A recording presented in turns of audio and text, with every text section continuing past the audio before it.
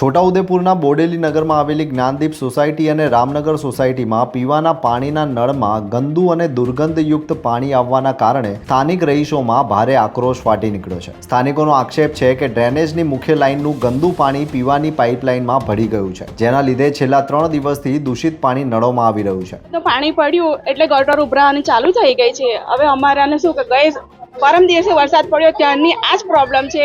સેજ પણ પાણી સુકાયું નથી અને આજે તો સવારમાં એટલી બધી પાણીની બદબુ આવી છે। જ્યારે પાણી કોર્પોરેશનનું આવ્યું ત્યારે બહુ જ ખરાબ ગંદુ પાણી આવ્યું છે। હવે કેવી રીતે અમારે પીવાનું ભરવાનું, અમારી ટાંકીઓમાં બધું પાણી ચડી ગયું છે। હવે બાળકો એ જ પાણી પીશે તો કેટલા બધા બીમાર થશે। આની જવાબદારી કોણ લેવા માંગે છે તે પહેલા અમને કહી। તંત્ર સામે અનોખો વિરોધ નોંધાવતા સ્થાનિક મહિલાઓએ નળમાંથી આવતું ગંદુ પાણી બોટલોમાં ભરીને મીડિયા સમક્ષ પ્રદર્શન કર્યું હતું અને પોતાની વ્યથા ઠાલવી હતી।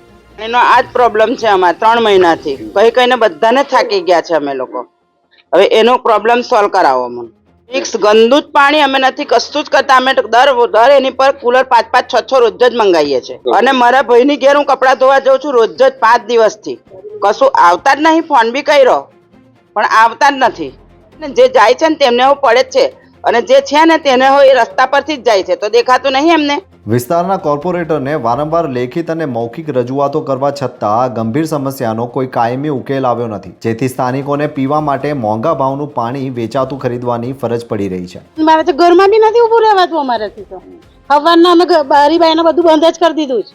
આ કોઈ જ નહીં સાંભળતું। જગદીશભાઈને બી કાલના કરીએ છીએ, પછી પેલા રાકેશભાઈને બધાને કાલના ફોન કરીએ છીએ, કોઈ જ આવતા નહીં। એવડે આવીએ છીએ, અમારી ટીમ એવડે આવે છે એવું જ કહે છે પણ કોઈ જ જોવા આવતું નથી। ચોમાસાની શરૂઆત પહેલા જ ડ્રેનેજનું ગંદુ પાણી રસ્તાઓ પર વહી રહ્યું હોવાથી વિસ્તારમાં ભયાનક રોગચાળો ફાટી નીકળવાની દહેશત સેવાઈ રહી છે। ચૂંટણી વખતે આપેલા વચનો વહીવટીતંત્ર ભૂલી ગયું હોવાના આક્ષેપ સાથે લોકોએ આ વર્ષો જૂની સમસ્યાનો વહેલી તકે કાયમી ઉકેલ લાવવા ઉચ્ચ કક્ષાએ ઉગ્ર માંગ કરી છે। તંત્રના હકારાત્મક પગલાંથી રોગચાળાનું જોખમ ટૂંક સમયમાં ટળશે એવી આશા છે। જોતા રહો ગુજરાત વંદન। ધન્યવાદ।